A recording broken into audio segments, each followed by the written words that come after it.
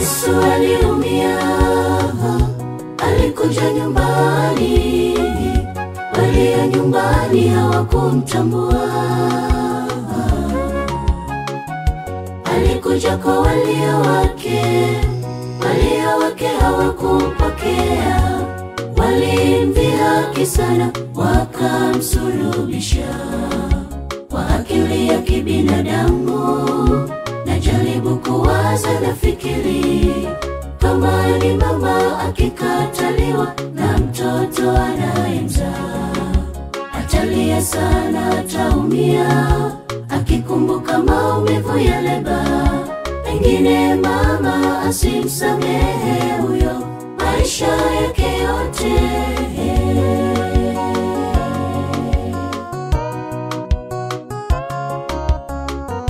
Baada ya dhambi, mwanadamu alipaswa kufa, maana tayari amepoteza sifa zake za kuishi kwa kutoitii sheria ya Mungu pale Edeni.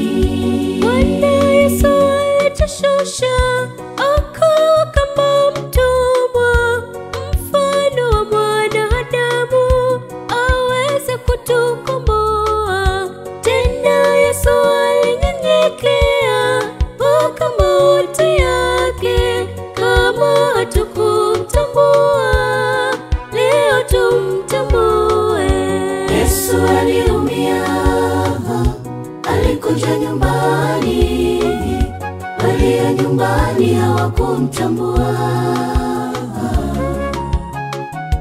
Alikuja kwa walio wake hawakumpokea. Walimdhihaki sana, wakamsulubisha. Kwa akili ya kibinadamu najaribu kuwaza, nafikiri kama ni mama akikataliwa na mtoto anayemzaa, atalia sana, ataumia akikumbuka maumivu ya leba. Pengine mama asimsamehe huyo maisha yake yote.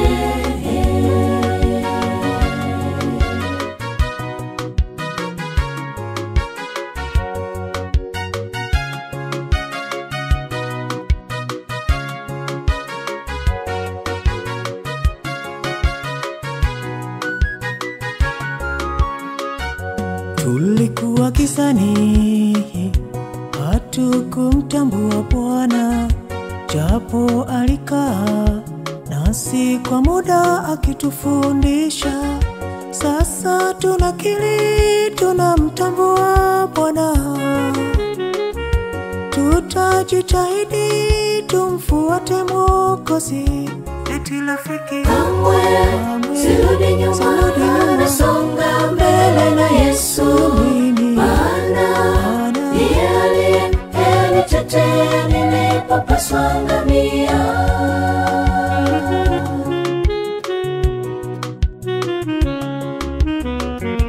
Yesu aliumia, alikuja nyumbani, walio nyumbani hawakumtambua. Alikuja kwa walio wake hawakumpokea. Walimdhihaki sana, wakamsulubisha. Kwa akili ya kibinadamu najaribu kuwaza, nafikiri kama ni mama akikataliwa na mtoto anayemzaa, atalia sana, ataumia akikumbuka maumivu ya leba. Pengine mama asimsamehe huyo maisha yake yote. Yesu aliumia, alikuja nyumbani, walio nyumbani hawakumtambua. Alikuja kwa walio wake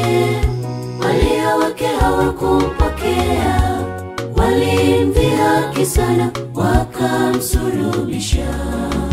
Kwa akili ya kibinadamu najaribu kuwaza, nafikiri Kama ni mama akikataliwa na mtoto anayemzaa, atalia sana, ataumia akikumbuka maumivu ya leba. Pengine mama asimsamehe huyo maisha yake yote.